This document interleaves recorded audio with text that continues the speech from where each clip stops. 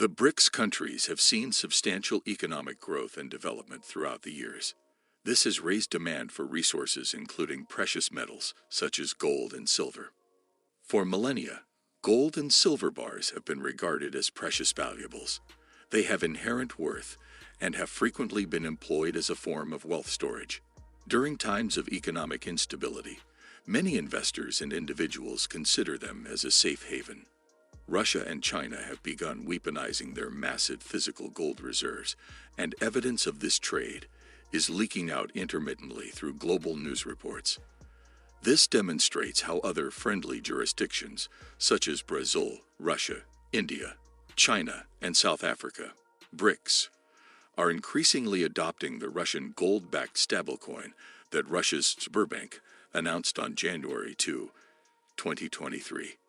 The growing use of gold as a benchmark for all commodities is driving up the physical gold price and raising premiums on gold coins and bars around the world.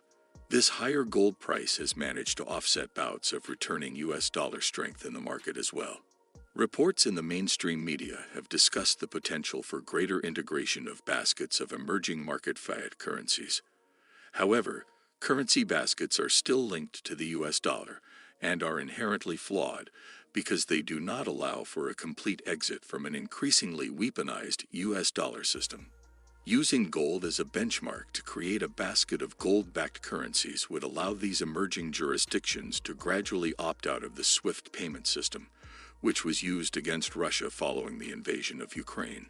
While several efforts are underway to create a basket of fiat-based BRICS currencies, these prospects are likely to fade as the common gold-backed currency emerges as the only viable alternative benchmark price for commodity trades between nations. In an unexpected move, Russian Sberbank announced that it had received permission from the Russian Central Bank to tokenize physical gold on the proprietary Stellar blockchain. The goal is to set the physical gold gram price for a variety of commodities.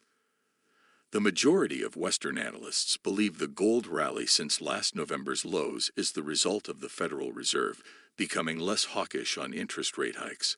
This, however, was only one factor in gold's rise, as traders began short covering and going long paper gold. Russia's New Year's gold weaponization move completely caught these large derivative short bets off guard, forcing them to scramble to cover their exposure.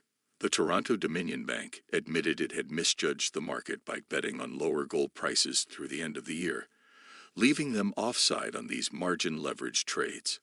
The fresh inflow of physical gold at the margin forced house shorts to cover, putting them on the wrong side of the market.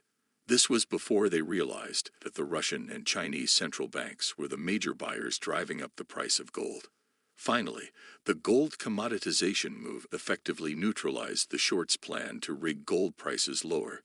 Given the magnitude of the dollar index's strong rebound at the start of the year, gold has risen alongside it, causing the long-standing inverse gold and dollar trade to implode. The last time we saw safe haven gold rise alongside the so-called safe haven dollar was in 2008. Gold has held up well, with price drops bought into as a result of the Basel III complaint that gold was being drained out of the London Bullion Market Association at every fix. This unfactored physical gold demand has persisted, sending a ripple through the industry as other international banks and jurisdictions begin to embrace this physical de-dollarization solution. Russia and the BRICS alliances control the majority of raw commodities, allowing them to set the price of these commodities in physical gold grams.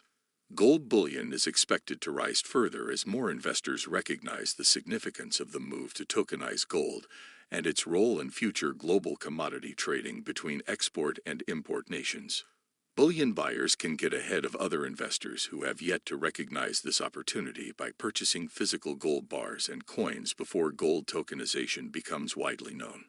This is arguably a lower-risk strategy than purchasing precious metal mining shares, which have a number of risks that physical bullion holders do not.